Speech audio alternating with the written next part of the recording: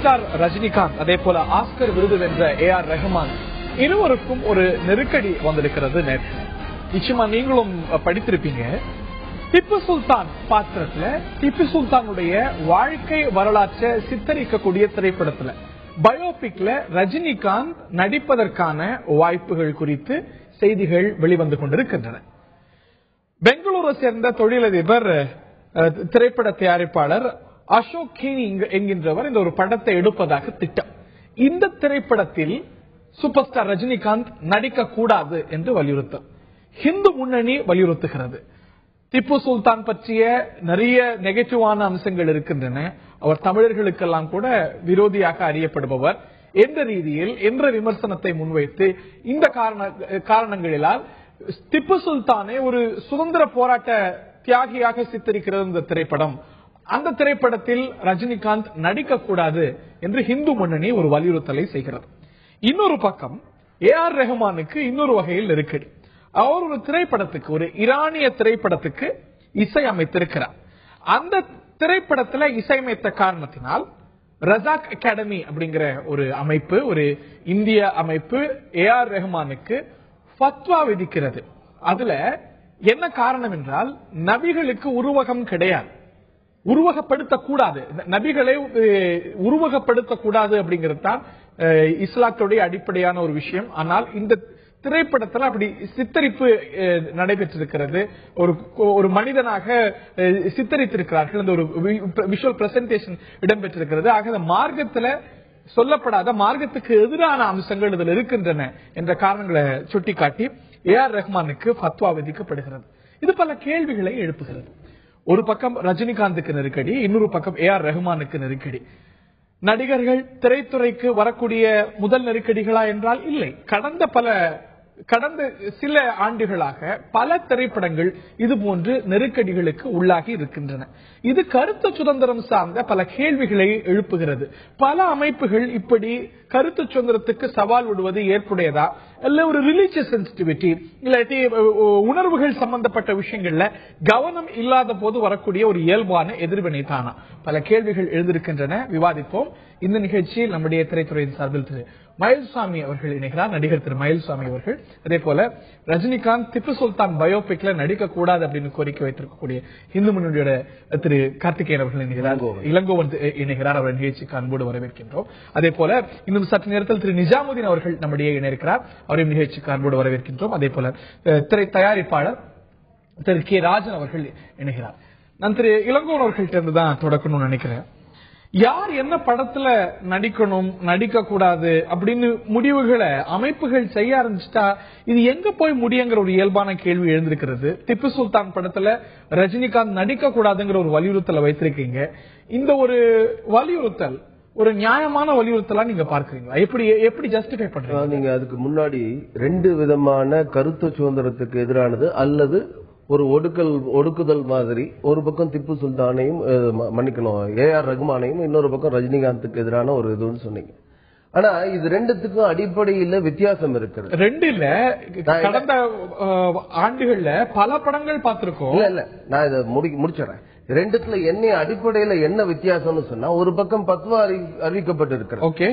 நாங்க வேண்டுகோளை வைத்திருக்கின்றோம் ரஜினிகாந்த் கிட்ட, இந்து முன்னணி சார்பாக வேண்டுகோளை வைத்திருக்கின்றோம் ரஜினிகாந்த் மற்றும் திரைப்பட தயாரிப்பாளர்கிட்ட. ஏன் அப்படின்னு சொன்னா, இந்த திப்பு சுல்தானுடைய வாழ்க்கையை உண்மையாக என்ன நடந்ததோ, அவருடைய வாழ்க்கையில என்ன நடந்ததோ, இந்த நாட்டில் இந்துக்களுக்கு எதிராக என்னெல்லாம் சதிகளை செய்தாரோ அதையெல்லாம் இதுல வந்து 10 திரைப்படத்துல வரப்போகுது. திப்பு சுல்தானுடைய மெரிட்ஸ் குறித்து அவரை பற்றி வைக்கக்கூடிய விமர்சனத்துக்கு நான் பின்னாடி வரேன்.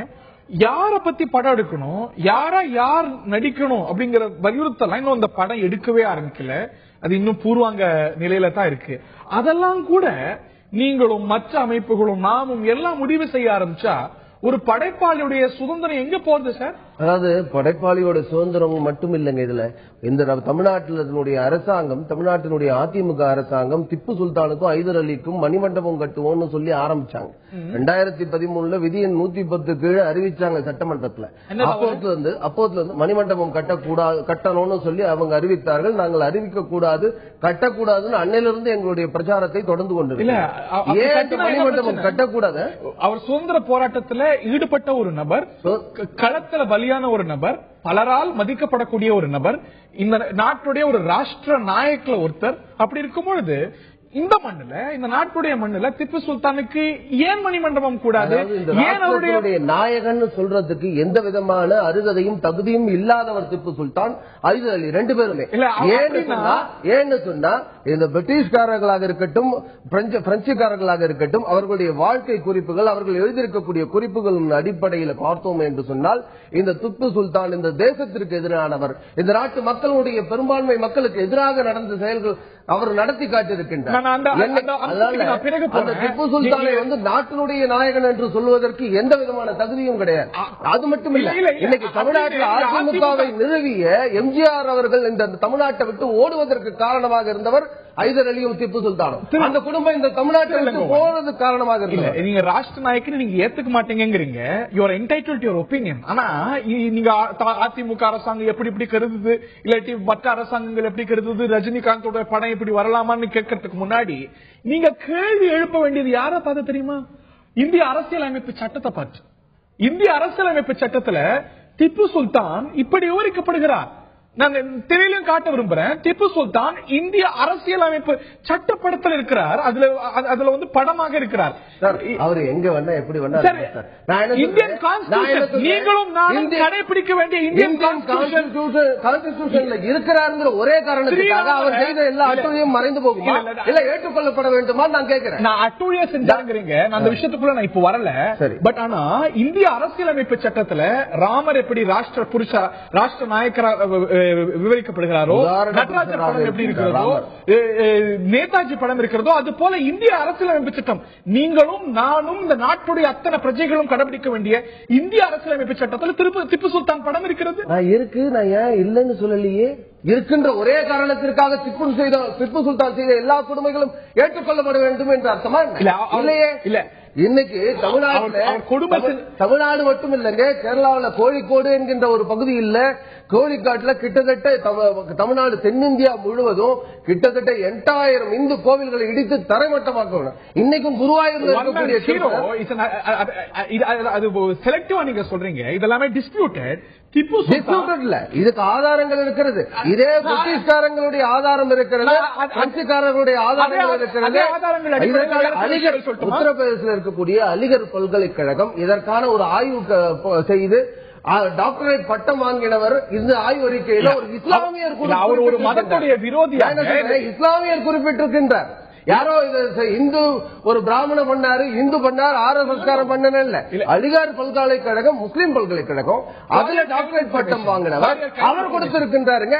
அவர் ஏத்துக்க மாட்டேன். ஒரு மதத்துடைய விரோதியா?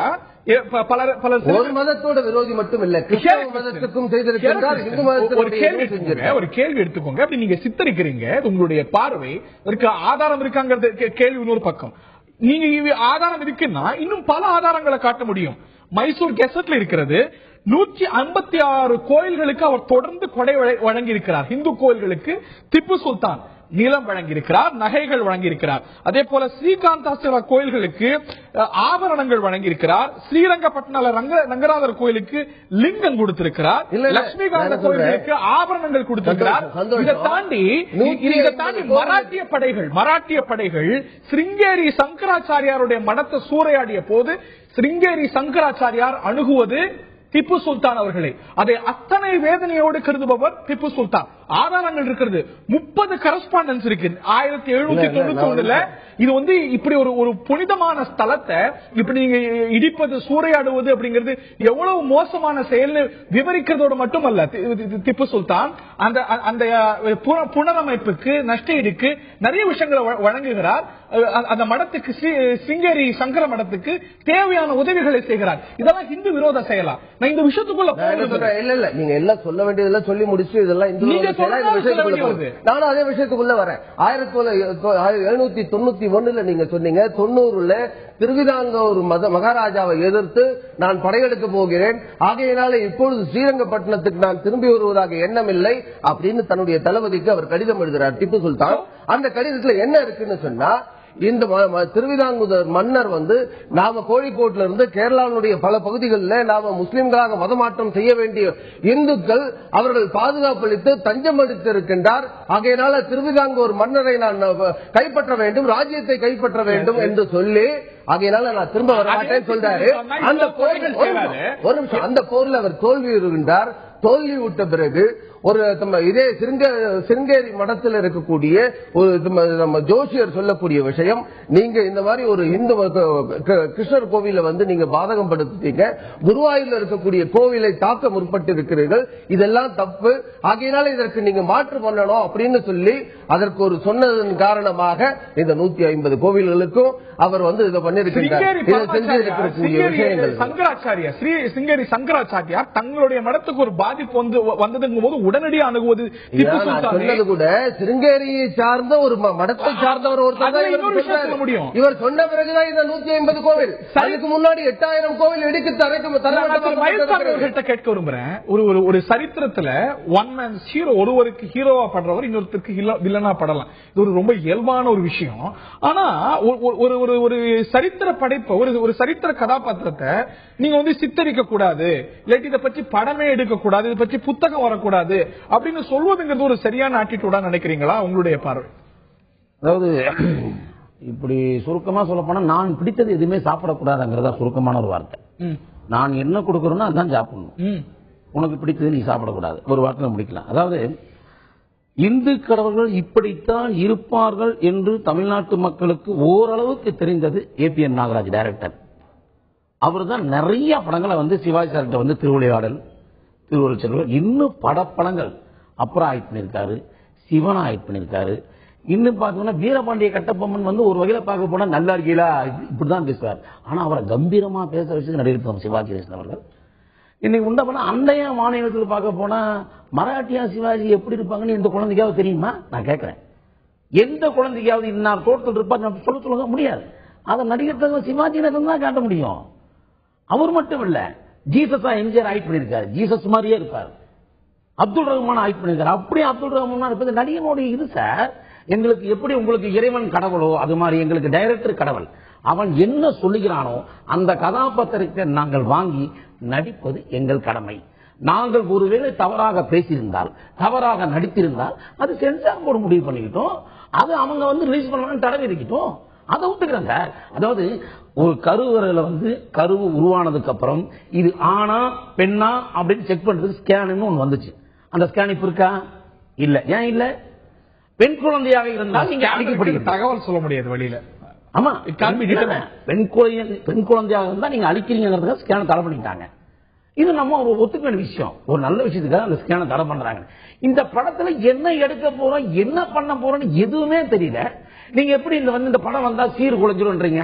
10 வருஷத்துக்கு முன்னால இந்த பெரியார் கடல ஒரு பொருள் காட்சி போட்டாங்க சார், சொன்னா நம்ப மாட்டேங்க, கேவலம். இதை விட இந்த சீர்குலை 2016 சீர்குலைய போத பாத்துச்சுல, 10 நிமிஷம் கரண்ட் கட்டாச்சு, இருக்கிற பஞ்சு மிட்டாய் திருப்பிட்டாங்க. கேவலம் ஒரு பஞ்சு மிட்டாய் 10 நிமிஷம் கரண்ட் கட்டு. நான் சொல்றது 10 வருஷத்துக்கு முன்னால.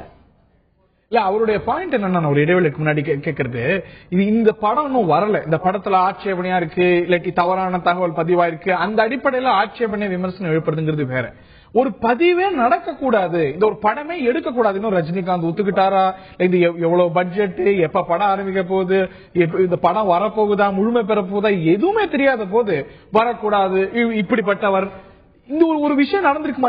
நீங்க சொல்ற ஒரு பார்வை உண்மையானாலும் கூட ஒரு சரித்திரத்தை பதிவு செய்யறதுக்கான உரிமை ஒரு படைப்பாளிக்கு இல்லையா? why take away that?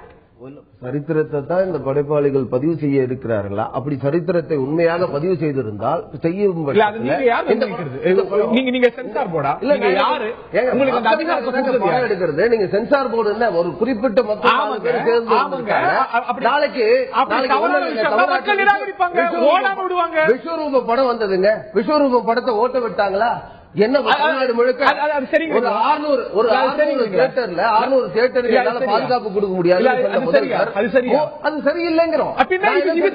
நான் என்ன சொல்றேன், வேண்டுகோளாகத்தான் வைக்கிறோம், நாங்கள் இதை வேண்டுகோளாக வைக்கின்றோம். இந்த உங்களுடைய படத்துல இந்த திப்பு சுல்தான் இந்துக்களுக்கு எதிராக செயல்பட்டவர், இந்துக்களை பெரும்பான்மையான இந்துக்களை கிட்டத்தட்ட 1,00,000க்கும் அதிகமான இந்துக்களை படுகொலை செய்தவர், காடுகள்ல ஓடி ஒளிந்தவர்களை எல்லாம் கூட்டிட்டு வந்து உங்களை மன்னிக்கிறோம் என்று சொல்லி படுகொலை செய்தவர். அப்படிப்பட்டவருடைய வேடத்தில் நடிக்கிற பட்சத்தில் இந்த சமுதாயம் ஏற்றுக்கொள்ளாது நீங்கள் சொல்லுகின்ற விஷயத்தை. ஆகையினால நல்லவனாக காண்பிக்கக்கூடிய சித்தரிக்கக்கூடிய விஷயத்தை செய்ய வேண்டாம்ங்கிறத வேண்டுகோளாக பதிவு செய்கின்றோம். இந்தியாவில் இருக்கக்கூடிய ஒரு அரசியல் தலைவரோ இல்லாட்டி ஒரு எந்த ஒரு நபரோ உலகத்துல போற்றக்கூடிய எந்த நபர் பற்றிய மாற்று பார்வை இருக்கவே செய்யும். மகாத்மா காந்தியோ அன்னை தெரசாவோ இல்லாட்டி எந்த மனிதராக இருந்தாலும், சிவாஜி மன்னரோ யாராக இருந்தாலும் கூட மாற்று கருத்து இருக்க முடியும். அந்த மாற்று கருத்து எனக்கு இருக்கிறது அப்படிங்கிற ஒரு காரணத்தினால் மட்டுமே அந்த அவர் பற்றிய ஒரு படைப்பு சித்தரிப்பு எதுவும் கூடாது அப்படிங்கிறது சரியான மனோபாவமாங்கிற கொஸ்டின் எழுந்திருக்கிறது. சுருக்கமான பதில் ஒரு சிறிய இடைவெளி. அதாவது இப்ப நம்ம அப்துல் கசாப்போ இல்ல சமீபத்தில் தூக்கிலிடப்பட்ட மேமனோ இல்ல இது போன்ற பயங்கரவாதத்திலே தொடர்ந்து ஈடுபட்டு இருக்கக்கூடிய கேரளாவில் இருக்கக்கூடிய மதானியோ இப்படி போன்றவர்களை பத்தி சித்தரிச்சு ஒரு படத்தை எடுத்து ஒரு ஹீரோவா காமிச்சா மக்கள் ஏற்றுக்கொள்வார்களா? அது சரியான விஷயமா? ஒரு பயங்கரவாதத்தில் நேரடியாக தொடர்ந்து ஈடுபட்டு கொண்டிருக்கிறவரை ஒரு ஹீரோவாக அவனை நல்லவனாக காண்பிக்கிற பட்சத்தில் அப்படிப்பட்ட நல்லவர்களாக இதை எப்படி ஏற்றுக்க முடியும்? பிரிட்டிஷுக்கு எதிராக அந்த நாடு போராடியது, அவர்களுக்கு எதிராக போராடி பல நல்ல நல்ல விஷயங்களையும் கொண்டு வந்து களத்தல மாண்ட, அதுவும் தன்னுடைய வம்சத்தையும் இழந்தவர், தன்னுடைய குடும்பத்தையும் இழந்தவர் திப்பு சுல்தான். போற்றுதலுக்குரிய பல அம்சங்களும் இருக்கு. உங்களுக்கு மாற்று பார்வை இருக்கலாம், வரலாற்றில் இந்த அம்சத்தை ஏற்காதவங்க இருக்கலாம், நீங்க சொன்ன அம்சங்கள் அடிப்படை இல்லாதது அப்படிங்கிற ஒரு வரலாற்று பார்வை இருக்கலாம். பட் அந்த ஒரு அந்த விஷயத்துக்குள்ளே போகக்கூடாது. அப்படி திப்பு சுல்தான் வாழ்ந்தார். திப்பு சுல்தானுடைய வாழ்க்கையை நீங்கள் படமாக்குகிறீர்கள் என்று சொன்னால் அவருடைய எல்லா பக்கத்தையும் நீங்க படமாக்க தயாரா? அவருடைய இந்துக்களுக்கு எதிரான கோவில்களை இடிச்ச 8000 கோவிலை இடிச்சாரு. எந்தெந்த கோவில் பட்டியலிட நான் தரேன் பட்டியல், நான் தரேன்னா நான் தயார் பண்ண பட்டியல் இல்லை. இது ஒரு பல்கலைக்கழகத்தில் தயார் பண்ண பட்டியல். இந்த பட்டியலை எடுத்து நீங்க படத்துல போட தயாரா இருக்கீங்க. நீங்க தான் திரைக்கதை கொடுப்பீங்க, அதை எடுக்கணும்.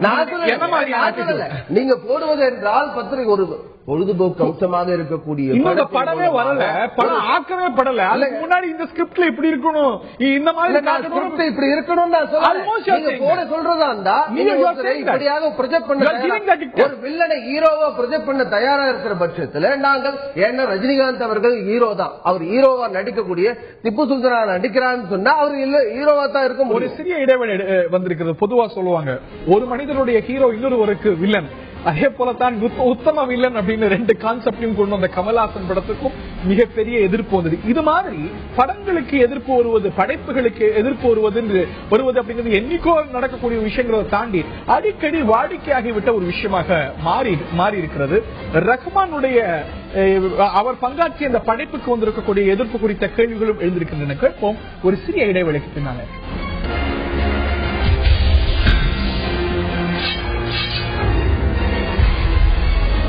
இரண்டு கலைஞர்களுக்கு நெருக்கடி வந்திருக்கிறது. ஒன்று ரஜினிகாந்த் அவர்களுக்கு திப்பு சுல்தான் படத்தில் அவர் நடிப்பதாக, திப்பு சுல்தானுடைய வாழ்க்கை வரலாற்றை சித்தரிக்கக்கூடிய படத்தில் அவர் நடிப்பதாக செய்திகள் வர, நடிக்க கூடாது என்று இந்து முன்னணி வலியுறுத்தி இருக்கிறது.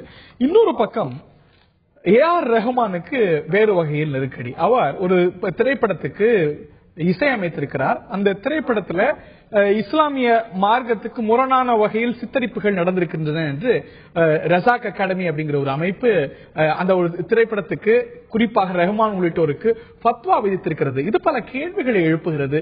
இது போன்ற நிகழ்வுகள், இது போன்று கலை படைப்புகளுக்கு வரக்கூடிய பிரச்சனைகள் புதிதல்ல, தொடர்ந்து நீடிக்கின்றன. இது கருத்து சுதந்திரத்துக்கான தொடர் சவாலாக பார்ப்பதா எப்படி பல கேள்விகள் எழுந்திருக்கின்றன. வாழ்த்து வருகின்றோம். இந்த நிகழ்ச்சியில் நம்முடைய திரு மயில்சாமி அவர்கள் இணைந்திருக்கிறார், திரு இளங்கோவன் அவர்கள் இணைந்திருக்கிறார். அதே போல நம்முடைய திரு நிசாமுதீன் அவர்கள் நம்முடைய தொலைபேசி வாயிலாக இணைகிறார். திரு நிசாமுதீன், ஒரு பக்கம் ரஜினிகாந்துடைய படம் வரக்கூடாது, அது திரைப்படத்தில் ரஜினிகாந்த் நடிக்க கூடாதுன்னு இந்து முன்னணி வலியுறுத்துது. அப்படின்னா ஒரு திரைப்படத்தில் இசையமைத்ததற்காக அந்த திரைப்படத்தில் இருக்கக்கூடிய கருவுல ஒரு பிரச்சனை அப்படின்னா ஒரு இசையமைப்பாளர் என்ன செய்வார்? அதற்கு ஒரு அமைப்பு, ரசாக் அகாடமி அப்படிங்கிற ஒரு இஸ்லாமிய அமைப்பு ரஹ்மானுக்கு ஃபத்வா விதிக்கிறது. மீண்டும் அவர் கல்மாவை படிக்கணும், அவர் தன்னை பரிசோதிக்கணும், அவருடைய திருமணத்தை மீண்டும் நடத்தி புதுப்பித்துக்கணும் அப்படின்னா இது என்ன மாதிரியான மனோபாவம்? இது திரு நிஜாமுதீன் தொடர்புல இருக்கிறீங்களா? எஸ். அதாவதுங்க, திப்பு சுல்தானுடைய வரலாற்று படத்தில் திரு ரஜினிகாந்த் அவர்கள் நடிப்பது குறித்து திரு ராமகோபாலன் அவர்கள் அதை எதிர்த்து குரல் கொடுக்காது ஒரு ஆச்சரியம் ஒன்றும் இல்லை. இந்த நாட்டில் 200 ஆண்டுகளுக்கு முன்பாக அடிமைப்படுத்தப்பட்ட தாழ்த்தப்படுத்தப்பட்ட மக்களை அவர்களுக்கு மேலாடை அணிவது கட்டாயம் என்ற ரீதியிலும் அந்த மேலாடை அணியக்கூடாது என்ற தடையை நீக்கி அந்த ஆடை அணிய வைத்தவர் திப்பு சுல்தான் அவர்கள். அது மாத்திரமல்ல, உருவனுக்கே நிலம் சென்றவர்கள் அனைவருக்கும் நிலம் உரிமைப்படுத்தப்பட வேண்டிய ஒரு நிலையம் எடுத்தவர் திப்பு சுல்தான். அப்போ மேல் சாதி ஆதிக்கத்தில் இருந்த சாதி வெறியை தகர்த்தெறிந்து அனைத்து மக்களுக்கும் உரிமை கொடுக்கக்கூடிய வகையிலே மதசார்பற்ற ஒரு அரசை நிறுவி நடத்தி தன் ஆட்சி கீழே இருந்த அத்தனை கோட்டைகளிலும் கொத்தளங்களிலும் மசூதி இருக்கிற அதே நேரத்தில் திப்பு சுல்தான் பற்றி ஒரு விவாதமா போனா 2 பார்வைகள் வரும், 2 பார்வைகள் அதுவல்ல பிரச்சனை. இன்னைக்கு ஒரு படைப்பாளி என்ன படைப்புல பங்காற்றணும் பங்காற்ற கூடாது அப்படின்னு இந்த மாதிரி அமைப்புகள் முடிவெடுப்பது பற்றி தான் கேள்வி. ஏஆர் ரஹ்மானுக்கு கொடுக்கப்பட்டிருக்கக்கூடிய ஒரு ஃபத்வாவும் ரஹ்மானுக்கு கொடுக்கப்பட்டிருக்கக்கூடிய ஒரு ஃபத்வாவும் அதே கேள்வியைத்தான் எழுப்புது. ஒரு இசையமைப்பாளராக ஒரு ப்ரொஃபஷனலாக ஒரு படத்துல அவர் பங்காற்றுகிறார். ஒரு இசையமைப்பாளருக்கு அந்த படத்துடைய கருக்கும் என்ன சம்பந்தம்? Why should he be issued a fatwa? அதுவும் கண்டிக்கத்தக்கதானே. இது சார்ந்த உங்களுடைய பார்வை இல்ல அதுல என்ன இருக்குன்னா கட்டாய முகமது மெசஞ்சர் அப்படிங்கிற அந்த படம் ஈரானில் எடுக்கப்பட்டிருக்கிறது. பிற மதத்தினுடைய மனம் நோகக்கூடிய அளவில் நம்பிக்கையை குறைக்கக்கூடிய அளவில் எந்த நிகழ்வு வரக்கூடாது என்பது உலகம் அறிந்த உண்மை. அதனால்தான் பிரச்சனையே வருது. இதே மெசேஜ் என்ற ஒரு படத்தை எடுத்தார்கள். அது முகமது நபியை பற்றிய சரித்திரம் தான். அதை முஸ்லிம்கள் உட்பட உலக நாடுகளே வரவேற்றன. யாருடைய நம்பிக்கையும் கொச்சைப்படுத்தாமல் எந்த படம் எடுக்கப்பட்டாலும் அதற்கு எதிர்ப்புகள் வரக்கூடிய வாய்ப்புகள் இல்லை. ஆனால் இந்த படத்தில் முகமதுக்கான உருவம் வரக்கூடிய நிகழ்வை காட்டுகிறார்கள். இல்ல, உருவம் வரத்துக்கும் இசையமைப்பாளருக்கும் என்ன சம்பந்தம்? தயவு செய்து விளக்குங்க. இல்ல, ஒட்டுமொத்த இவர் இசையமைப்பாளர் மட்டும் வருத்த வைக்கப்பட்ட பத்துவா கூடாது, உலகம் ஊராக்கும். இல்ல, நீங்க அந்த திரைப்படத்துடைய இயக்குனர் ஸ்கிரீன் பிளே எழுதினவங்க அவங்க மேல உங்களுக்கு விமர்சன பார்வை இருக்குன்னா ஏற்றுக்கொள்ளலாம். ஒரு பத்துவா ஏற்படுதாங்கிற கொஸ்டின் இருக்கவே செய்யுது. இசையமைப்பாளர் என்ன பண்ணுவார் அந்த படத்துல? பொறுப்பு தான். எப்படி ஒரு படத்துல வரக்கூடிய காட்சிக்கும் இசையமைப்பாளருக்கும் கூட்டு பொறுப்புன்னு எனக்கு புரியல. அந்த ஒரு லாஜிக் உங்களுக்கு ஏற்புடையதா இருக்கா திருமயில் சார்? அதாவது தமிழருவி மணி ஐயா ஒரு கருத்துக்களை சொன்னார் ஒரு மேடையில. அதாவது ஒரு மூலஸ்தானத்துல சாம்பலா உள்ளே போய் விபூதியா வெளியே வருது, தண்ணியா உள்ள போய் தீர்த்தமா வெளியே வருது, சோரா உள்ள போய் பிரசாதமா வெளியே வருது. ஆனா இந்த தப்பான மனுஷன் உள்ள போய் தப்பான மனுஷனால வர்றான். நான் எதுக்கு இது சொல்றேன்னா, அதாவது படம் நல்லா இருந்தா ஓட போகுது, பிடிக்கலன்னா ஓடாம போகுது. இதுல என்ன பெரிய மாற்று கருத்து? இது சொல்றதுக்கு ஒண்ணுமே கிடையாது. அதாவது இந்துக்கள், முஸ்லீம்கள், கிறிஸ்டியன்கள் எல்லாமே மதம் வச்சுப்போம். எல்லாமே அதுக்குள்ளே 2 இருக்கு. ஒரு காக்காக்கு 5 ரூபாய் காராபந்தி வாங்கி போட்டீங்கன்னா காக்கான எல்லாத்துக்கும் ஒன்னா சாப்பிடுது. அந்த ஒற்றுமை எந்த மதத்துக்கும் கிடையாது. அப்புறம் எப்படி என் மதம் கெட்டு போயிடும், என் மதம் கெட்டு போயிடும் எந்த விதத்தில் சொல்லாது. ஆகும்னா சினிமா துறையில தான் கையை வைக்கணுமா? நான் கேட்கிறேன். ஏன்னா அப்படியே மாற்று கேள்வி கேட்கலாம்ல. 30 வருஷம் சினிமாக்கு இந்த மாதிரி உணர்வுகள்ல தான் கை வைக்கணுமா அப்படிங்கிற கேள்வியும் கேட்கலாம்ல.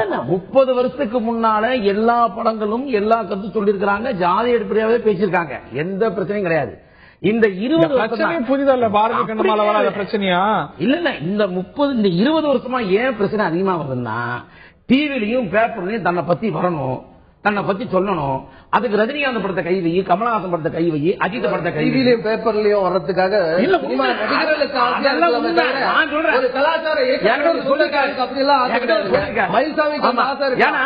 சினிமாவில் நடிச்சிட்டு இருக்காரு, கேமராக்கு முன்னாடி நிக்கிறோம். இவருக்கு அந்த ஆசை இருக்கலாம், பொறுப்பை இப்படி சொல்லக்கூடாது. சண்டிகர் ஒரு படம் அதுக்கு போராட்டம் இருந்தா இல்லையா? இருந்தது. அதுக்கப்புறம் சண்டிகர் டைட்டில் வரலையா? ஏன் போராட்டம் இல்ல? அந்த கேள்வி கேட்ட போது ஒரு பெரிய படைப்பாளி கொண்டு வரும்போது அந்த படைப்பை நிறைய பேற்ற போய் சேர்ந்துருது அப்படிங்கிற ஒரு விமர்சனம் வைக்கப்படுது. ஆமா, அந்த பதில் தேவைப்படுது இல்ல? சரி, ஓகே, நல்ல படத்தை எடுக்கிறோம், நீங்க வாங்க வாங்க, யாராவது விமர்சனம் பண்றாங்க, பணம் எடுத்துட்டு வாங்க, நல்ல படத்தை எடுத்து கொடுக்குறோம், மதத்தை காப்பாற்றமா எடுத்து கொடுக்குறோம், வாங்க பணத்தை போலீஸ் பண்ணுங்க, கொண்டு வாங்க 10 கோடி. சும்மா டிவி இருக்கு மைக் இருக்குன்னு பேசக்கூடாது. நான் எல்லாத்தையும் பொதுவாக அந்த ஒரு கேள்விதான். இப்ப ஒரு படம் வரணுமா வரக்கூடாதா, அந்த படம் சமூகத்துக்கு ஏற்ற கருத்தா ஏற்பில்லாத கருத்தா, இதையெல்லாம் முடிவு செய்யறதுக்கு சென்சார் போர்டு இருக்கு. இதற்கு அரசாங்கத்தால் அமைப்புகளால் உறுதி செய்யப்பட்ட ஏற்பாடு செய்யப்பட்ட அமைப்புகள் இருக்கு.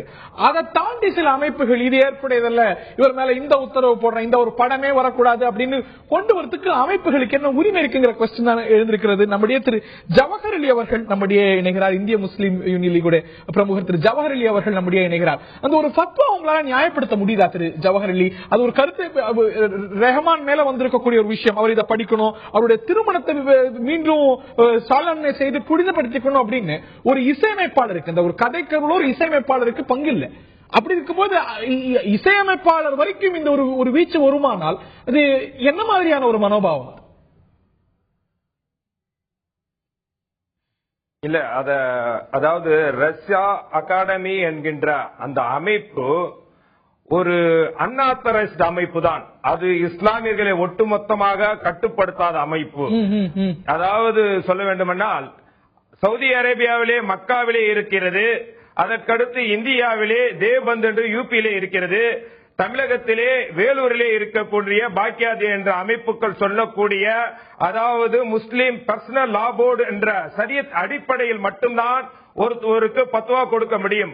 இவர்கள் கொடுப்பதற்கு எந்த விதமான அங்கீகாரமும் அதிகாரமும் இல்லை என்பதுதான் என்னுடைய கருத்து. இரண்டாவது, அவர்கள் சொன்ன ஒரே ஒரு விஷயத்தை மட்டும் நாம் கவனத்தில் கொள்ள வேண்டும். ஏனென்றால் அதாவது நபிகள் நாயகம் அவர்கள் உருவம் இருக்கக்கூடாது என்று சொன்னவர்கள். அவர் வழிபாட்டுக்கு உரியவர் தவிர வழிபடக்கூடியவர் அல்ல, வழிகாட்டியவர், எங்களுக்கு வழிகாட்டியவர்கள். ஆகவே அவருடைய உருவத்தை காட்டி படத்தை எடுப்பது ஏற்றுக்கொள்ளக்கூடியது அல்ல. இதற்கு முன்பே தி மெசஞ்சர் என்ற ஒரு படம் வந்தது. அவருடைய உருவம் தெரியாது, ஆனால் அவருடைய நிழல் தெரியும். அந்த மார்க்கத்துக்கு ஏற்புடைய கருத்து சொல்லாமல் இருக்கலாம். உங்களுடைய மார்க்கம் சொல்லிருக்கக்கூடிய இஸ்லாமிய மார்க்கம் சொல்லக்கூடிய விஷயத்துக்கு மாறான ஒரு விஷயமா இருக்கலாம். அதை விமர்சிக்கிறதுக்கான உரிமை, எதிர்ப்பதற்கான உரிமை இருக்கு. ஆனா ஒரு கலைஞர் மேல, ஒரு இசையமைப்பாளர் மேல, இல்லாட்டி படைப்பாளி மேல ஃபத்வா வைப்பது, அவங்களுக்கு எதிராக இப்படி போராட்டம் நடத்துங்கன்னு சொல்வது அப்படிங்கிறது ஏற்புடையதல்ல, கண்டிக்கத்தக்கது அப்படிங்கறது அவங்களுடைய பார்வை. அந்த அமைப்பு அந்த ஒரு ஃபத்வாவை விதிக்க கூடாது இன் பிரின்சிபல் அப்படிங்கறது அவங்களுடைய பார்வை. இல்ல, கண்டிப்பாக முஸ்லிம் இல்லை என்று சொல்வதற்கு யாருக்குமே உரிமை இல்லை. முஸ்லிம் என்று சொல்வதற்கு இல்லை என்று சொல்வதற்கு யாருக்குமே உரிமை இல்லை. ஏன்னா அந்த உரிமை அந்த அமைப்புக்கும் இல்லை. ஏனென்றால் இன்னொன்றையும் நான் இங்கே தெரியப்படுத்த வேண்டும். அதாவது திப்பு சுல்தானை பற்றி சொன்னீர்கள், வளர்ச்சியை பற்றி பேசி வாக்குகளை பற்றி ஆட்சி அமைத்தவர்கள் இந்த நாட்டிலே இந்துத்துவ அமைப்பினரை தூண்டிவிட்டு இன்றைக்கு இஸ்லாமியர்களுக்கு எதிராக நடவடிக்கையில் ஈடுபட்டுக் கொண்டிருக்கிறார்கள். அதனுடைய தொடர்ச்சியாகத்தான் இன்றைக்கு திப்பு சுல்தானுடைய அந்த வரலாற்று படம் அந்த ரஜினிகாந்த் நடிப்பதாக இருக்கிறது. இது ரஜினிகாந்துக்கு கிடைத்த மிகப்பெரிய பாக்கியமாக கருதுகிறேன். ஏனென்றால் திப்பு சுல்தான் இந்த நாட்டு சுதந்திரத்துக்காக மிகப்பெரிய அளவிலே போரிட்டவர், ஏவுகணை நாயகன் என்று பெயரெடுத்தவர், ஆங்கிலேயர்களுக்கு சிப்ம சொப்பனமாக இருந்தவர். அது மட்டுமல்ல, அவர் மத நல்லிணக்கத்துக்கு பாடுபட்டவர். இன்னும் சொல்லப்போனால் காஞ்சி சங்கராமடத்திலே இருக்கக்கூடிய அந்த வைரக்கல் அடைந்த அந்த கேடயம் இன்றைக்கும் ஒவ்வொருவரும் பதவியேற்கும் பொழுது, அந்த சங்கரமடத்திலே பதவியேற்கும் பொழுது அதை தான் உபயோகப்படுத்திக் கொண்டிருக்கிறார்கள். அப்படிப்பட்ட திப்பு சுல்தானுடைய வேடத்தை ரஜினிகாந்த் நடிப்பதன் மூலம் எப்படி சிவாஜி கணேசன் கட்டபொம்மன் படத்திலே நடித்து மிகப்பெரிய பெரிய அளவிலே பேர் எடுத்தாரோ அதைவிட மிகப்பெரிய பேர் கிடைக்கும். இன்னொன்றையும் தெரியப்படுத்த விரும்புகின்றேன். இந்த திப்பு சுல்தான் கதை 2 வருடங்கள் தொடர் கதையாக தொலைக்காட்சிகளே வந்தது. அப்போதெல்லாம் இதை எதிர்க்காதவர்கள் இப்பொழுது மட்டும் எதிர்க்கிறார்கள் என்றால் அதற்கு என்ன உள்நோக்கம் இருப்பது என்பதை நீங்கள் புரிந்து கொள்ள வேண்டும். இன்னொன்றும் ராமகோபாலன் மொத்தமுள்ள இளங்கோன் எடுத்துட்டு போறேன். இது ஒரு தேசிய தொலைக்காட்சியில தொடராக வந்திருக்கிறது. திப்பு சுல்தான் பற்றிய படைப்புகள் நிறைய முறை திரையிடப்பட்டிருக்கிறது, நாடகங்களா வந்திருக்கிறது.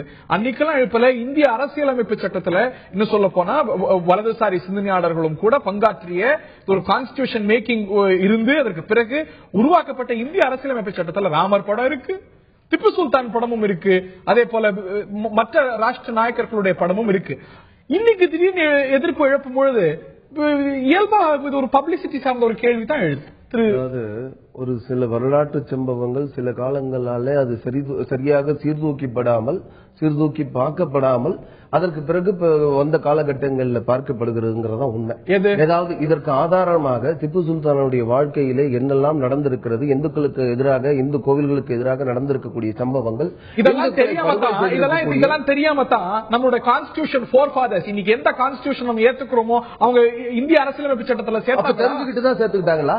நான் கேட்கிற கேள்வி இதையெல்லாம் இந்துக்கள் பண்ணிருக்காங்க. 8000 கோவில் இடிச்சு படுகொலை பண்ணாங்க. அதனால நீங்க சொல்லுவது ஷியாமா பிரசாத் முகர்ஜி உள்ளிட்டோர்கள் பங்கேற்று இருக்காங்க. இன்னைக்கு அதை ஏத்துட்டு இருக்கோம், அதன்படிதான் நடக்கிறோம். அதனாலதான் முதல்ல சொன்னேன், ஒரு காலகட்டத்தில் இவையெல்லாம் வெளியே தெரியாத காரணத்தினால இப்ப தெரிய வந்திருக்கிறது. இதெல்லாம் ஒரு மிகப்பெரிய ஆராய்ச்சி காரணத்தினால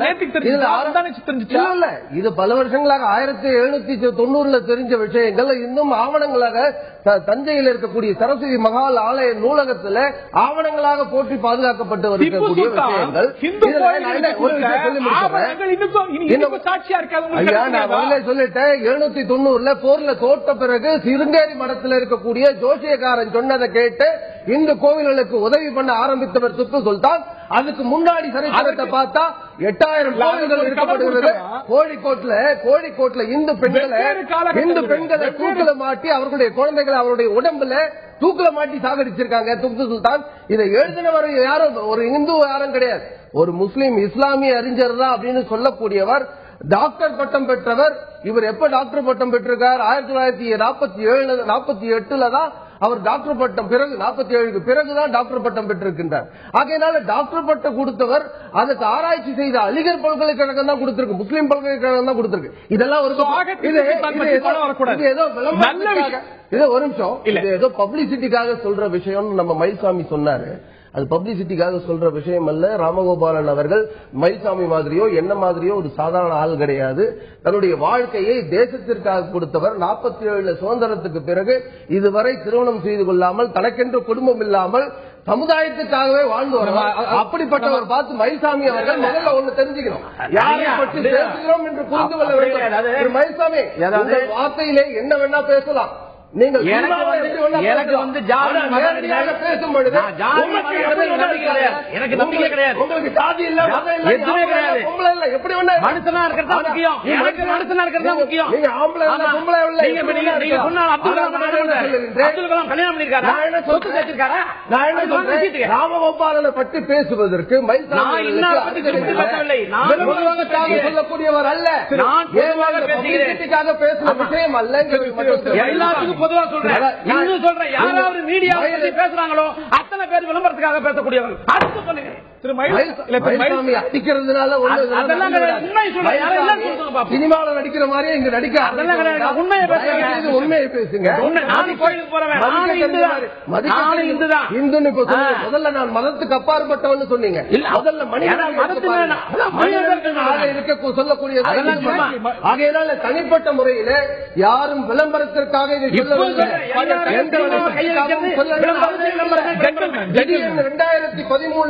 2013 சொல்லும் பொழுது நாங்கள் இதை எதிர்ப்பு தெரிவித்திருக்கின்றோம். இதற்கான ஆதாரங்களை நாங்கள் திரட்டிக் கொண்டிருக்கிறோம். நான் யாரை குறிப்பிட்டு பேசல, சினிமாவை கையை வைக்கிறவங்க அத்தனை பேருமே விளம்பரத்துக்காக இன்னைக்கு ஒருபடி சென்சார் போர்டு இருக்கு, அதை கேள்வி கேளுங்க, எப்படி விட்டேன் எங்களை கேட்காதீங்க. திரு மயில்சாமி கேட்டது ரஜினிகாந்துக்கு ஒரு வேண்டுகோளை வைக்கின்றோம்.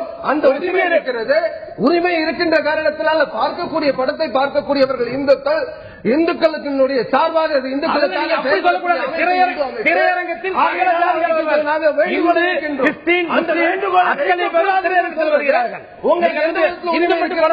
உங்களுக்கு எந்த உரிமையும் கிடையாது, இந்துக்கள் மட்டும் படமாக்க தெளிவாக புரிஞ்சுக்கீங்க. யோகிதைங்கிற மாதிரி வார்த்தைகள்லாம் சொல்லாதீங்க, அதெல்லாம் கிடையாது. யாருக்குமே இந்தியாவில் இருக்கிற 190 பேர் திருட்டு பசங்க ஒத்துக்கிறீங்களா? இல்ல, இப்ப நீங்க சொல்ல முடியுமா? உங்களுக்கு நீங்க வேற பணம் இருக்கு, யார் என்ன வச்சிருக்காங்க எல்லாமே விஷயம். ஒரு சிறிய இடைவெளி எடுக்கணும். அவரும் கூட குறிப்பிட்டது இது போன்ற சினிமாக்களை எதிர்ப்பதை குறித்து பொதுவா சொன்னாரே தவிர யாரையும் குறிப்பிட்டு சொல்லல. இல்ல, allow me to take a break. Rajinikanth குறிப்பிட்டவர் இல்லை, ரஜினிகாந்த் கமலஹாசன்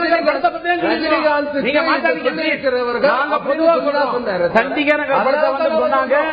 அப்புறம் விளம்பரத்துக்காக நடத்தக்கூடிய கிடையாது, எந்த மாற்றம் இல்ல. ஒரு இப்ப சொல்றேன், எங்க சினிமா சம்பந்தப்பட்ட பெரிய படங்களை நிப்பாட்டுவதற்கு பல குரூப்புகள் விளம்பரத்துக்காகவே பண்ணுகின்றன. விளம்பரத்துக்காக பண்ணக்கூடிய அமைப்பு நாங்கள் அல்ல.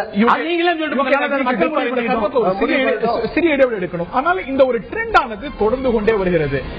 இதை எதிர்க்கக்கூடிய அமைப்புகள் மாறுகின்றன. ஆனால் சினிமாக்களுக்கு, படைப்புகளுக்கு வரக்கூடிய எதிர்ப்புகள், பிரச்சனைகள் அப்படிங்கிறது வெவ்வேறு வடிவங்கள்ல தொடர்கின்றன. இதுல இருவேறு பார்வைகள் இருக்க தொடர்ந்து அலசுவோம் ஒரு சிறிய இடைவெளிக்கு பின்னால்.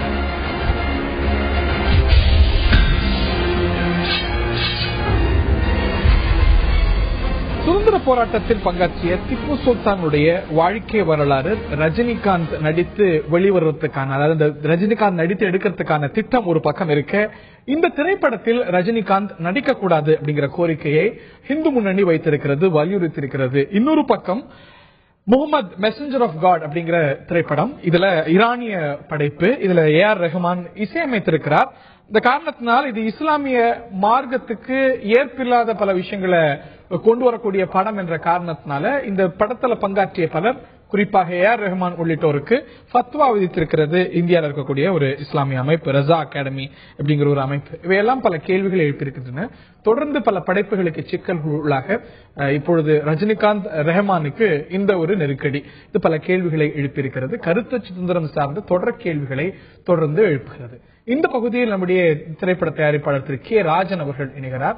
உங்களுடைய முதற்கட்ட பார்வையை கேட்கிறேன். எவ்வளவு படங்கள் வருது, பிரச்சனை வருது இல்ல, மதம், உணர்வு, இந்த மாதிரி பிரச்சனைகள் வரும்போது இந்த ஒரு சிக்கல்கள் கூட அதிகமா வருது. ஒன்னு திப்பு சுல்தானுடைய வரலாறு சார்ந்த ஒரு பிரச்சனை, இன்னொரு ரஹ்மானுக்கு கொடுக்கப்பட்டிருக்கக்கூடிய ஃபத்வா. இது குறித்து உங்களுடைய முதற்கட்ட பார்வை திரு ராஜன். எனக்கு பொதுவா சார், திரைப்படத்திலேயோ எழுத்து துறையிலேயோ பேச்சு துறையிலேயோ யாரையும் யாரும் கட்டுப்படுத்தக்கூடாது என்பது என்னுடைய வேண்டுகோள். ஆனால் கட்டுப்படுத்தக்கூடாது என்று சொல்லுகிற அதே வேளையில் பேசுபவர்களோ, எழுதுபவர்களோ, படம் எடுப்பவர்களோ, இயக்குபவர்களோ அடுத்தவருடைய மனதை புண்படுத்தாத அளவிற்கு பொதுவான கருத்துக்களை வைப்பது என்பது சிறந்தது. யாருடைய மனமும் புண்படக்கூடாது. ஒரு மதம் இன்னொரு மதத்தை புண்படுத்துவது, குறை சொல்வது, அப்படிப்பட்ட நிலையெல்லாம் இருக்கக்கூடாது என்பது என்னுடைய நாகரிகமான வேண்டுகோள். திப்பு சுல்தான் சுதந்திர போராட்ட வீரர். அவருடைய சரித்திரத்தை இந்திய மக்களும் உலக மக்களும் தெரிந்து கொள்வதிலே தவறில்லை. அதற்கு ஒரு அசோக் கெனி என்ற ஒரு இயக்குனர் அல்ல தயாரிப்பாளர், ரஜினி இந்த வேடத்திலே நடித்தால் நன்றாக இருக்கும் என்று அவரும் ஒரு கருத்தை சொல்லியிருக்கிறார். அவர் இன்னும் படம் எடுக்கிறதுக்கு வரல, உள்ள அப்ரோச் பண்ணலான்னு சொல்லியிருக்கார். அதுக்குள்ள நம்ம இந்து முன்னணியுடைய தலைவர் மரியாதைக்குரிய ராமகோபால் அவர்கள் ரஜினி அதுல நடிக்க வேண்டாம்னு சொல்லியிருக்கார். வேண்டுகோள் விடுறேன் அப்படின்னா, அது வேண்டுகோள் விடுறது இன்னைக்கு நாளைக்கு எதிர்பார்க்க கூட வரலாம். அது இன்றைக்கு வேண்டுகோள், நாளைக்கு படம் சென்சார் போன பிறகு அது எதிர்ப்புன்னு போராடலாம். அப்படியா? இதுல மட்டும் ஒரு கிளாரிட்டி கொண்டு வரணும். இது அவருடைய, நீங்க வேண்டுகோள் விடுக்கிறது உங்களோட உரிமை, வேண்டுகோளை நிராகரிக்கிறது ரஜினிகாந்த் படைப்பாளிகளுடைய உரிமை. நிராகரித்தால் நீங்க வேண்டுகோள் நாங்க விடுத்தோம், அவங்க எடுக்கல, வேண்டுகோள் எடுத்துக்கலாம், அப்படியே விட்டுருவீங்க தானே?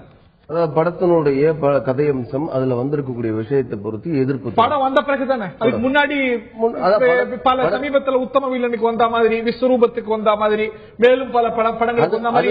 அந்த நேரத்தில் படத்தினுடைய படப்பிடிப்பு எப்படி நடக்குது, அதனுடைய உங்க பார்வையில நடக்கணுமோ இல்ல எங்க பார்வையில நடக்கணும்? ரொம்ப அநியாயமா அது சரியா வந்திருக்கா, தப்பான கருத்து சொல்ல அப்படி என்னென்ன பேசுறாங்கிறது மேடையில் எப்படி பேசுறாங்கிறது எங்களுக்கு எழுதி கொடுத்துருங்க. எந்த மதத்தையும் நான் குறை சொல்ல மாட்டேன், யாரையும் நான் விமர்சிக்க மாட்டேன், யாருக்கு தடங்களை செய்ய மாட்டேன், பேச சொல்லி கொடுங்க. எங்க போய் முடியும்? நான் என்ன சொல்றேங்க, இந்த நாட்டினுடைய இந்து பெரும்பான்மை மக்களுக்கு எதிராக செயல்பட்ட ஒருவரை பற்றி படமாக எடுக்கின்ற பட்சத்தில்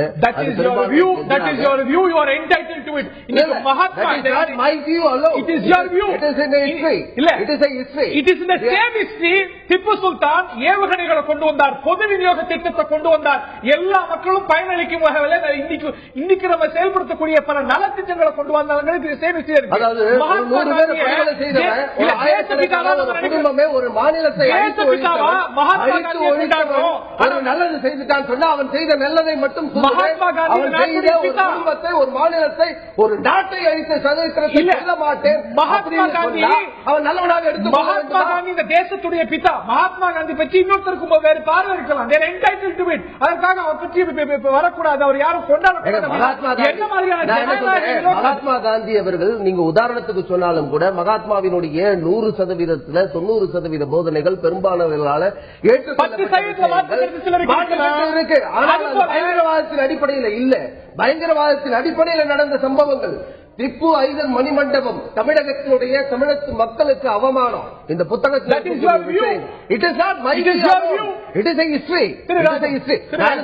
ஒரு பக்கம் நாங்கள் வேண்டுகோளை வைக்கின்ற அதே நேரத்தில் இன்னொரு பக்கம் பத்துவா அறிவிக்கிறாங்க. பத்துவா அறிவிப்பது என்பது இந்த நாட்டினுடைய அரசியல் சாசனத்துக்கு உட்பட்டதா? அதை அறிவிக்கின்ற இந்திய அமைப்புகளால நாங்கள் சொல்லுகின்ற நாங்கள் வேண்டுகோளை அறிவிப்பது சரியா? இந்திய அமைப்புகளால் உருவாக்கப்பட்ட சென்சார் ஒரு பக்கம் ஒரு முடிவெடுக்க, சென்சார் ஆன படத்தை எதிர்க்கிறது அப்படிங்கிறது சரியான விஷயமா? நீங்களும் ஹிந்து அமைப்புகளும் முந்தைய காலங்களில் செஞ்சிருக்கிறது, இஸ்லாமிய அமைப்புகள் செஞ்சிருக்கிறது, பல சாதி அமைப்புகள் செஞ்சிருக்கிறாங்க. வெவ்வேறு பேர்ல வெவ்வேறு அமைப்புகள் எவ்வளவு கலைப்படைப்புகளுக்கு எவ்வளவு பிரச்சனைகள். நான் ஒண்ணு கேட்கிறேன், விஸ்வரூபம் ஒரு படத்தை எடுத்தாக்கா அதுல சின்ன சின்ன விஷயம் இருக்குன்னு முஸ்லிம்ஸ் இருப்பாங்க. முஸ்லிம்ஸ் பத்தி ஏதாவது ஒண்ணுனாக்கா இந்துக்கள் இருப்பாங்க. நாங்க எங்க போய் படம் எடுக்கிறது? இந்த கருத்துக்கு பொது கருத்து சென்சார். இத்தனைக்கும் படம் பார்க்கறது சகல ஜாதிகள் வந்து பாக்கிறது. மயில்சாமி, சகல ஜாதியும் பார்த்தா கூட காமன் பிளாட்ஃபார்ம் இருக்குதுங்க. அந்த காமன்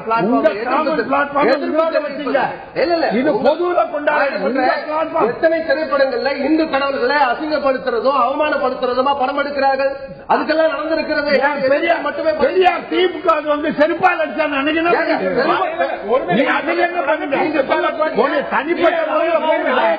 தேச துரோகிங்க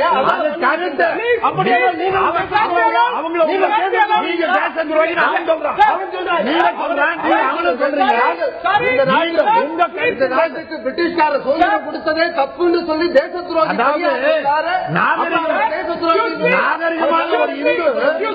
மிஸ்டர் ராஜன், மிஸ்டர் யோங்கவன், இந்த ஒரு மேடைக்கு தயவு செய்து ஒருமையில பேசி தரக்குறைவா பலரால் மதிக்கப்படக்கூடிய ஒரு நபர்களை பற்றி தயவு செஞ்சு இப்படி தரக்குறைவா பேசாதீங்க. ஒருமையில பேசுறீங்க. தேச துரோகிங்கிற வார்த்தையெல்லாம் நிச்சயமா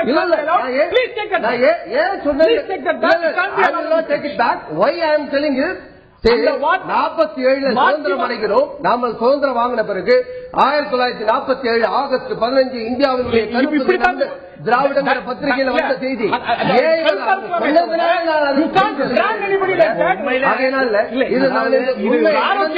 நடந்த சம்பவத்தை மக்கள் பார்த்துட்டு இருக்காங்க. என்னுடைய தனிப்பட்ட கருத்து, இந்த நாட்டு சுதந்திரம் வாங்கினதுக்காக மகாத்மா காந்தி அவர்கள் அப்படி ஒரு கஷ்டப்பட்டாரு. அவர் நான் தெய்வமா கும்பிடுறேன், அதுல எந்த மாற்று கருத்து இல்ல. அதே நேரத்தில் அவர் சுதந்திரம் வாங்காம இருந்தா இந்த இந்தியா இன்னும் பிரமாதமா இருந்திருக்கும், எல்லாம் உத்தமர்களா இருந்திருப்பாங்க. இதையும் நீங்க வித்ரா பண்ணணும். அவரு வந்து இந்த மக்கள் நல்லா தான் சுதந்திரம் வாங்கி கொடுத்தாரு. இந்த மக்கள் அந்த மாதிரி இல்லை. இந்த நாட்டை சூறையாடி அழிச்ச ஒரு பிரிட்டிஷாரோட நம்ம போராடி பெற்ற சுதந்திரம் போற்றுதலுக்குரியது. இன்னைக்கு பிரிட்டிஷார் நாட்டுக்கு முன்னாடி நாட்டுடைய பொருளாதாரம் ஒழுங்கா இருக்கான். இங்கதான் எல்லாமே தப்பு தப்பா இருக்கு. ஒரு நாகரிகத்தை கடைபிடிச்சா நல்லா இருக்கு. எல்லாம் நீ கூட என்ன போட்டு ரப்சர் பண்ணிக்கிட்டு பேசும்போது நீ சும்மா, நீ பேசும்போது அவர் சும்மா. என்ன வேலை இது? தலைப்பு என்ன? எங்கே போயிட்டு இருக்கோம், அவனை துரோகி இவனை துரோகி அனுமதிக்க முடியாது. நீங்களும் பெரியாரை பத்தி சொன்னீங்க, அதனால இந்த பிரச்சனை இல்ல. அவங்க செருப்பாலாம் அடிச்சிட்டு ரெண்டு தப்புன்னு நான் சொல்றது. இவங்களும் வரம்பு மீறி போறது தப்பு, இவங்களும் வரம்பு போறது. அதுக்காக சொல்ல பிரச்சனை ராஜன் அவங்கள்ட்ட கேட்ட கேள்வி பிரச்சனைக்குள்ளதான் போற இவர் எடை பூந்த அதை மிஸ் பண்றதால தான் தப்பு வருது. கொஞ்சம் என்ன சொல்றாங்கன்னு கேட்கிற தம்பி கொஞ்சம் கடைபிடிக்க சொல்லுங்க. ஏன்னா இந்து தர்மம்ன்றதே பெருசு, அது வழியா கொஞ்சம் வரணும். அவரும் ஒண்ணு ரஜினிகாந்த் அவர்கள் திப்பு சுல்தானா நடிச்சா நல்லா இருக்கும்னு ஒருத்தர் விரும்புறாரு, நடிக்காம இருந்தா நல்லா இருக்கும்னு வேண்டுகோள் வைக்கிறேன்னு ஒருத்தர் விரும்புறார்.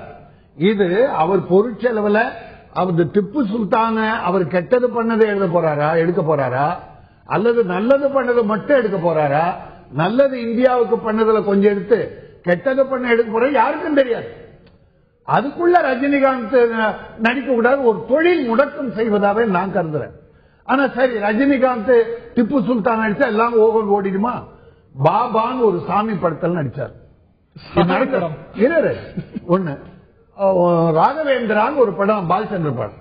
இப்ப நம்ம மக்களே அதை விரும்பலையே. அவர்கிட்ட ரஜினி கிட்ட நாங்க இதே எதிர்பார்க்கிறோம். எங்க ரஜினி இதை மட்டும் சொல்லட்டோம்னு ரசிக அவன் இருக்க அப்படி. அதனால ராகவேந்திரா பலரும் போற்றிய ஒரு படம், ராகவேந்திரா பலரும் போற்றிய ஒரு படம். நல்ல படம், அருமையான படம். பாபா மட்டும் தப்பான படமா? நல்லது. அவர் சிகரெட் அப்படி தூக்கி போட்டு வாயில வைக்கிறத விரும்புறான், அந்த வாயால ஓம் சொல்றத விரும்புறான் சிலர். அதல்ல, அதுக்காக வேண்டி நம்ம ஒரு படம் முடக்கம், தொழில் முடக்கம், அது முன்னால ஒரு ஆயிரக்கணக்கான மக்கள் பிழைக்கிறாங்க என்பதையும் நினைக்கணும். அதுல சென்சார் போர்டு இந்துக்களை குறை சொல்ற விஷயத்தை விடாது, முஸ்லீம்களை குறை சொல்ற விடத்தை விடாது. ஆகவே யார் இப்ப சார் பெரிய நடிகர், சின்ன நடிகர் சார், எந்த படம் பிடிக்கலையோ மக்கள் போறதில்ல. மக்கள் கருத்துக்கு எதிராக எது வந்தாலும் மக்கள் புறக்கணிக்கிறார். அதனால சொல்றேன், நமக்கு இதுல ஒரு கான்ட்ரோவர்சி உருவாக்கணும்னு வரக்கூடாது. திப்பு சுல்தான் நம் மக்களுக்கு என்ன கெடுதல் பண்ணாரோ அதெல்லாம் இதுல வராது. அதுதான் அது. எனக்கு இப்ப அந்த படம் எடுப்பாங்களான்னு தெரியல. இவ்வளவு பிரச்சனை வந்த பிறகு அது அந்த அளவுக்கு வருமானு தெரியல. இப்போ ரகுமான் ஆஸ்கார் அவார்டு வரும்போது அவர் அங்க சொன்ன கருத்து எல்லா புகழும் இறைவனுக்கு. அப்ப முஸ்லிம்களால பிரமாதம் தானே. எவ்வளவு பெரிய விஷயத்த உலகத்தில் சொல்ல, தமிழில் சொல்ல, தமிழனுக்கு பெருமை. அவர் சொன்னது அவங்களுக்கு. அவர் இப்ப ஏதோ ஒரு படத்துக்கு வந்து இசை அமைச்சிருக்காருன்னு அவங்க எதிர்க்கிறார். அப்ப யாரை பார்த்துதான் தொழில் பண்றது? நல்லது இருக்கா கெட்டது இருக்கான்னு பாருங்க. கெட்டது இருந்தா கருத்து சொல்லலாம், பத்திரிகை இருக்கு. இப்ப இல்ல, நான் ஒரே ஒரு விஷயத்தை மட்டும் வரவேற்கிறேன்.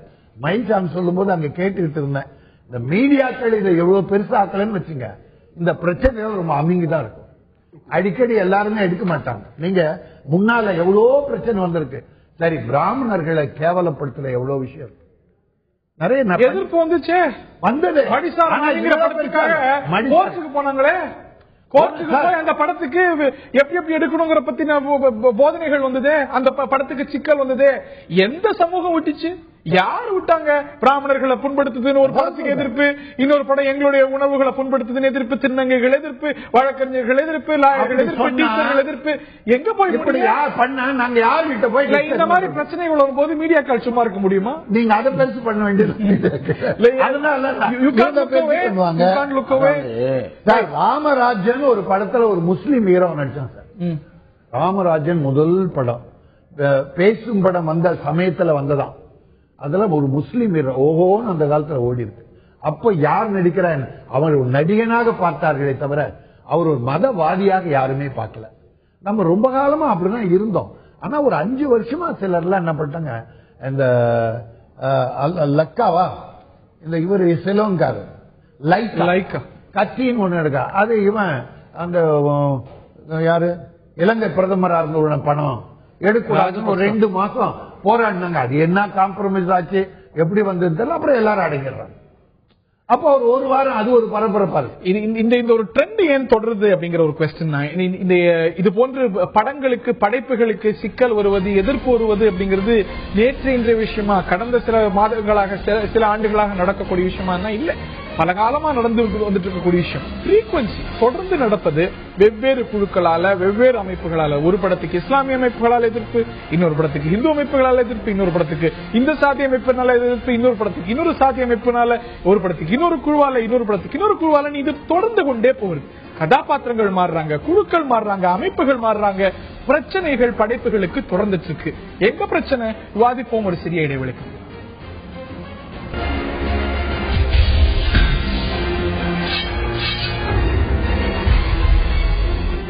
ஐதெழுத்து நிகழ்ச்சிக்கு மீண்டும் அன்போடு வரவேற்கின்றோம் நேர்களே.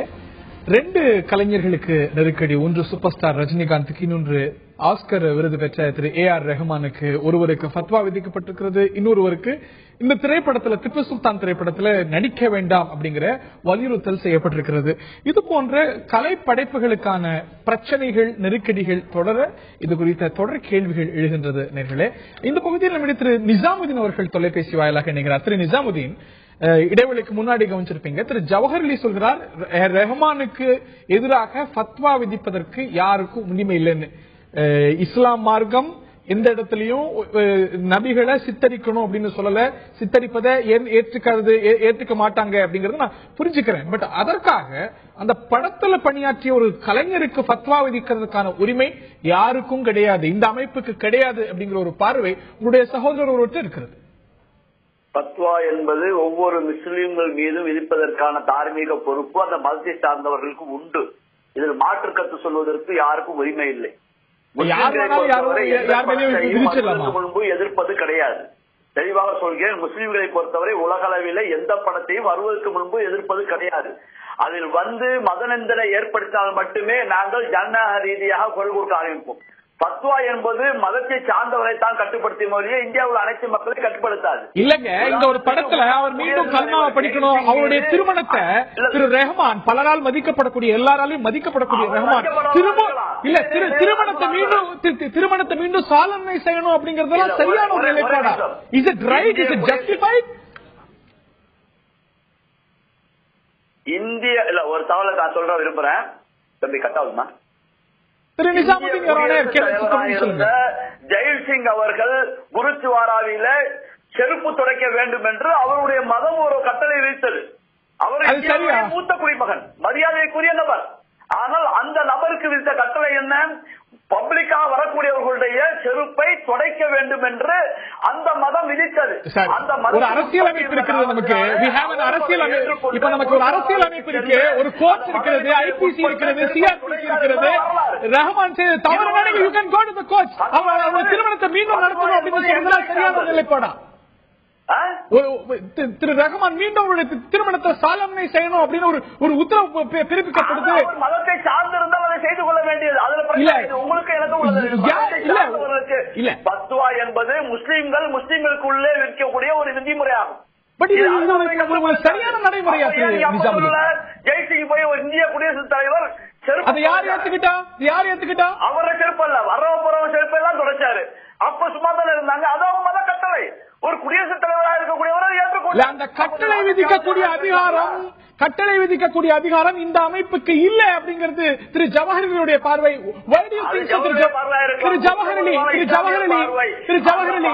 ஒரு பார்வைக்கு ஒரு வைத்து இருக்கிறது.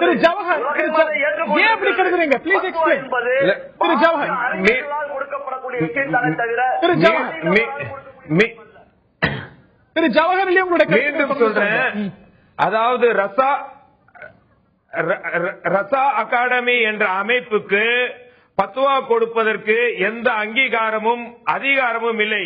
அந்த பத்வா கொடுப்பதற்கு, அது மட்டுமல்ல, பத்வா என்பதை நீ முஸ்லிம் இல்லை என்று சொல்வதற்கு யாருக்குமே உரிமையும் இல்லை. இது இஸ்லாம் சொல்லிக் கொடுத்த பாடம் எங்களுக்கு. ஆகவே இஸ்லாம் என்று முஸ்லீம் இல்லை என்று சொல்வதற்கு யாருக்கும் அந்த உரிமை கொடுக்கவில்லை. அது மட்டுமல்ல, எந்த அதிகாரமும் யாருக்கும் கொடுக்கவும் இல்லை. யூபியில இருக்கக்கூடிய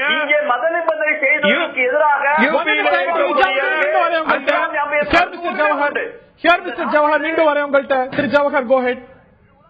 விஷயம் யார் யாரெல்லாம் இஸ்லாத்துக்கு விரோதமாக போகக்கூடிய, அதாவது வேலூரில் இருக்கக்கூடிய ஒரு அமைப்புக்கும் யூபியில இருக்கக்கூடிய அந்த அமைப்பு மட்டும்தான் இந்தியாவிலே பத்வா கொடுக்க முடியும். இவர்களுக்கு எந்த விதமான அதிகாரமும் இல்லை. அது மட்டுமில்லை, இவர்கள் ஒருவரை முஸ்லிம் இல்லை என்று சொல்வதற்கு யாருக்கும் எந்த அதிகாரமும் இல்லை என்பதுதான் கருத்து. அது மட்டும். ஆனால் ஒன்னே மட்டும் புரிந்து கொள்ள வேண்டும், அந்த படத்திலே முகமது நபியாக உருவம் உள்ளவர் நடிக்கிறாரா? இஸ்லாம் உருவ வழிபாடை ஏற்றுக்கொள்ளாது. அந்த படத்தை இன்னும் யாரும் இந்தியாவில் பார்க்கவில்லை. அப்படி இருக்கும் பொழுது எப்படி அந்த படத்து மீது, அதன் மீது இசையமைத்தவர் மீது பத்வா கொடுக்க முடியும் என்பதுதான் என்னுடைய கேள்வியாக இருக்கிறது. அப்படி அந்த படத்தில் இதற்கு முன்னாடி வந்த அந்த மெசஞ்சர் என்ற படத்திலே உருவ வழிபாடு இல்லை, நிழல்கள் மட்டும்தான் தெரியும். அப்படி இருக்கும் பொழுது இந்த படத்திலே உருவ வழிபாடு இருக்கிறதா என்பதை நாம் பார்த்த பிறகு ஈரானில் அது அனுமதிக்கப்பட்டு இருக்கிறது, பல முஸ்லிம் நாடுகளில் அனுமதிக்கப்பட்டு இருக்கிறது. இப்பொழுது இந்த அமைப்பு தங்களை காட்டிக் கொள்வதற்காக இப்படி ஒரு நிகழ்ச்சியை சொல்லியிருக்கிறார்கள், பத்வா கொடுத்திருக்கிறார்கள் என்றுதான் நான் நினைக்கின்றேன். இவர்களுக்கு எந்த உரிமையும் இல்லை, அருகதையும் இல்லை. இப்படிப்பட்ட உரிமை யாரும் கொடுக்க வேண்டியதில்லை, இவர்களுக்கு அந்த உரிமை கொடுக்க வேண்டியதில்லை. பத்வா கொடுக்கின்ற உரிமை நிபுணர்களுக்கு உண்டு, சட்டம் தெரிந்த இஸ்லாமிய நிபுணர்களுக்கு உண்டு. அவர் கொடுக்கிறதுக்கு பேர் தான் பத்வா. அது எங்களுக்கு அந்த அமைப்பு இருக்குது.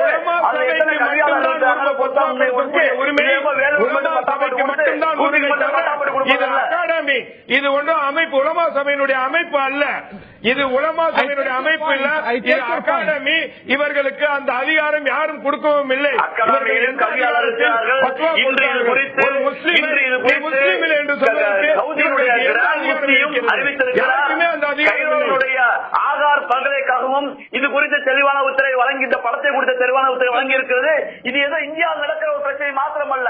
இன்னும் சொல்லப்போனால் இந்த படம் எடுக்கப்பட்ட ஈரானில் இருக்கக்கூடிய இஸ்லாமிய அறிஞர்கள்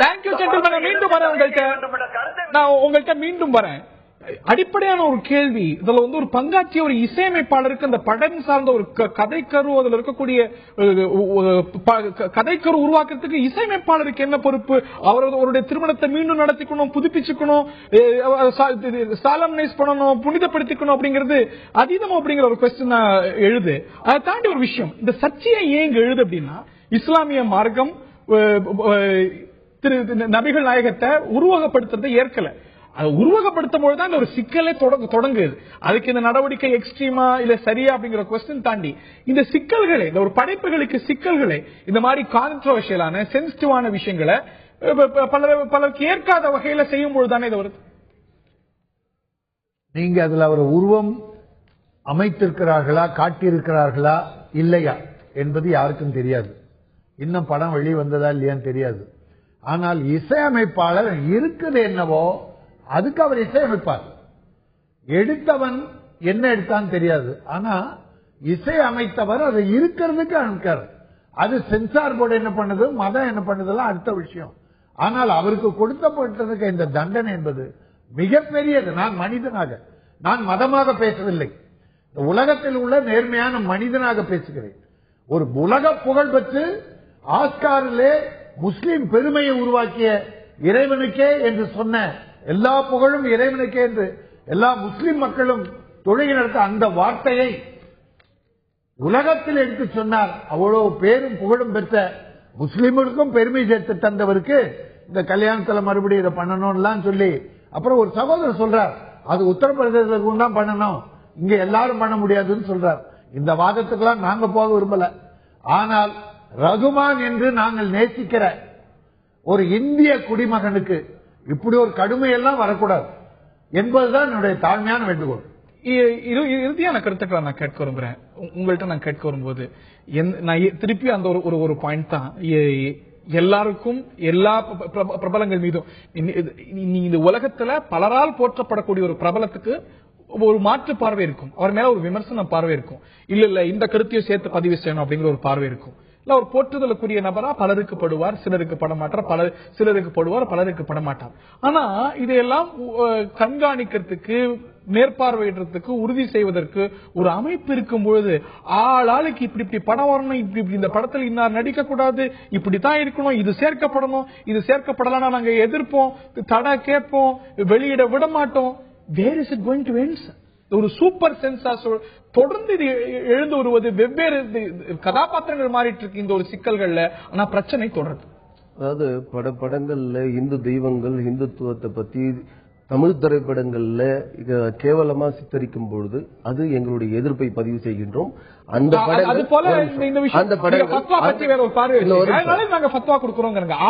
பத்துவாலாம் எப்பவுமே அறிவிச்சது கிடையாதுங்க. இந்த நாட்டினுடைய தேச துரோகம் பத்துவா. நான் ஒரு உயிரை கொள்வதற்கு யாருக்குமே அதிகாரம் கிடையாது. பத்துவா என்றால் என்ன? இந்த நாட்டில் பத்துவா யாருக்காக அறிவிக்கிறாங்க? பத்துவா என்றால்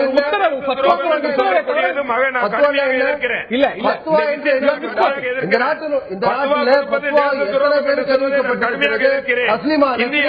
இஸ்லாமியர்கள் என்னெல்லாம் லஜ்ஜா அந்த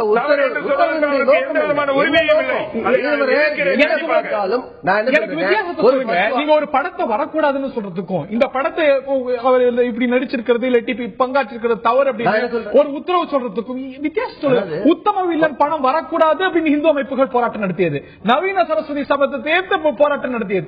என்ன வித்தியாசம்? ஆளாளுக்கு ஒரு நியாயம். அதாவது எங்களுடைய கருத்துக்களை ஜனநாயக ரீதியாக சொல்வதற்கு இந்த நாட்டினுடைய சட்டம் அனுமதி அளித்திருக்கிறது. ஓடுவதை நாங்கள் எதிர்ப்போம், தேற்றம் உடைப்போம். இப்படி சொன்னால் தவறு. கையில் எடுத்துக்கொண்டு உத்தம வில்லன் படம் வரக்கூடாது, நாங்க திரையிட விடமாட்டோம் எவ்வளவு அமைப்புகள் போராட்டம் திரையிட விடமாட்டோம் போய் திரைப்படத்தை சார்ந்தவர்கள், துறையை சார்ந்தவர்கள்ட்ட பேசியிருக்கோம். இந்து கடவுள்களை அசிங்கப்படுத்தாதீங்க, கொச்சப்படுத்தாதீங்கன்னு நான் மனு கொடுத்திருக்கோம். நான் என்ன சொல்றேன் சார், பத்வா போடுறதுக்கும் வேண்டுகோள் விடுவதற்கும் வித்தியாசம் இருக்கு. இந்த நாட்டினுடைய ஜனநாயகத்தை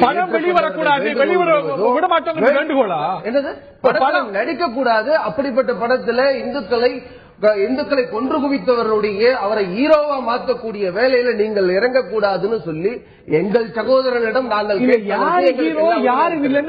முடிவெடுக்கிறதுக்கான அதிகாரம் மருதனா ஒரு படத்தினுடைய ஹீரோவாக நடிக்கக்கூடியவர் எப்பவுமே ரஜினியை பொறுத்த வரைக்கும் ஹீரோ தான். தமிழ்நாட்டுக்கு ஹீரோ தான். வேற எந்த படத்திலையும் நடிச்சாலும் வேற எந்த வேடத்துல ஏற்றாலும் அவரை தமிழ்நாட்டு ரசிகர்கள் ஏற்றுக்கொள்ள மாட்டார்கள். நம்ம திப்பு சுல்தான் படத்தில் அவர் நடிக்கிறார் என்று சொன்னால் அவர் திப்பு சுல்தானாக ஹீரோவாகத்தான் நடிப்பார். அப்ப திப்பு சுல்தான் செய்த கொடுமைகள் எல்லாம் மறைக்கப்பட்டுவிடும். திப்பு சுல்தான் எப்படி நல்லவர் என்று இந்த நாட்டுக்கு தொடர்ந்து நம்முடைய வரலாற்று ஆசிரியர்களும் நம்முடைய முன்னாள் எல்லாருமே நன்மையும் தீமையும் கலந்த நபர்கள் தான். ஒரு ஹீரோவும் கூட ஒரு படத்துல ஹீரோ வராருன்னா ஹீரோட நன்மை தான் காட்டப்படும். அதுக்காக ஒரு 100% நல்லவன் உலகத்தில் யாரும் கிடையாது. நீங்க விரும்புற மாதிரி ஒரு நான் என்ன சொல்றேன், எந்த உங்களுடைய ஒவ்வொருத்தருடைய தனிப்பட்ட வாழ்க்கையிலும் அவர் எந்த அளவுக்கு நல்லது செய்திருக்கான், எந்த அளவுக்கு கெடுதல் செய்திருக்கான். கெடுதல் செய்தவர்களுடைய கெடுதல் செய்திருக்கிறான் அவன் நல்லவன் பல வருடங்கள் 1-2 சம்பவங்கள்ல அவருடைய வாழ்க்கையில ஏற்பட்ட பாதிப்பின் காரணமாக தன்னை மாற்றிக்கொண்டதன் காரணமாக சில நல்ல சம்பவங்களை, நல்ல நிகழ்வுகளை நடத்தியிருக்கின்றார். அதனால அவர் செய்த எல்லா விஷயங்களும் கெடுதல்கள் எல்லாம் மறைந்து போகும் என்று எடுத்துக்கொள்ள முடியாது. எல்லாருடைய இறுதி கருத்து கேட்க இருக்கிறேன். திரு நிஜாமுதீன், உங்களுடைய கருத்து? அதாவதுங்க, திரும்ப ஒரு பொய்யை சொல்வது மூலமாக அதை உண்மைப்படுத்த முயல்கிறார் சகோதரர் இளங்கோவன் அவர்கள். திரும்ப அந்த நாட்டுடைய சாதிய கட்டமைப்பை தகர்த்தெறிந்து அனைவருக்கும் சொத்துரிமையை வழங்கி பெண்களும் ஆண்களும் மேலாடை அணியலாம் என்ற நிதியை கொண்டு வந்து சமூக நீதியை நிலைநிறுத்திய மாபெரும் தலைவனை, சுதந்திர போராட்ட வீரனை, அனைத்து மக்களுக்கும் அனைத்து சாதிகளுக்கும் இடஒதுக்கீடு மட்டுமல்ல அனைத்து சமுதாய வழிபாட்டு உரிமையும் கொடுத்து அவருடைய கோட்டையிலேயே கோயிலை நினைத்து கொடுத்த ஒரு தலைவனை மீண்டும் மீண்டும் இளங்கோவன் கொடுமைப்படுத்த முடிவது பேசும்போதே சொன்னார். சாதிய கட்டமைப்பு தெரிஞ்ச பெரியாரை தலைக்குறவாக பேசித்தார். இவர்கள் தொடர்ந்து தன்னுடைய சாதிய கட்டமைப்பு கூடாரம் காலியாகிறது என்ற காரணத்தினால அவர் ஆரம்ப காலத்தில் இதை ஏற்படுத்தி கத்தவர்கள் மீது கோபமாக பேசிக் கொண்டிருக்கிறார்.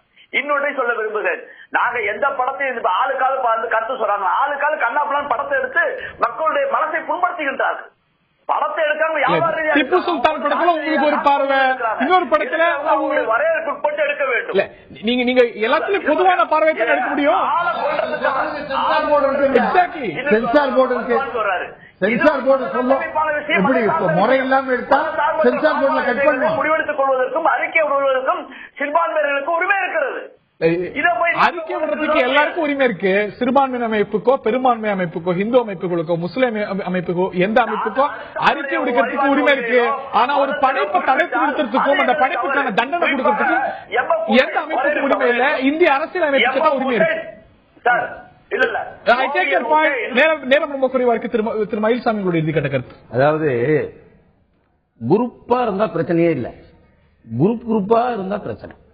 நான் ஏற்கனவே சொல்லிட்டேன், இந்துக்குள்ள எவ்வளவு குரூப் இருக்கு, இஸ்லாமிய எவ்வளவு குரூப் இருக்கு, கிறிஸ்டின் எவ்வளவு குரூப் இருக்குன்னு. அப்ப குரூப்பா இருந்தாவே பிரச்சனை தான். அந்த காலத்துல இஸ்லாமியர்களும் இந்துக்களும் கிறிஸ்தவர்களும் எல்லாம் ஒன்னா அன்பா வாழ்ந்திருக்கிறாங்கிறது பல கோயில்ல இன்னார் கொடுத்தாரு நம்ம ஆதாரபூர்வமா பார்த்துருக்கிறோம்.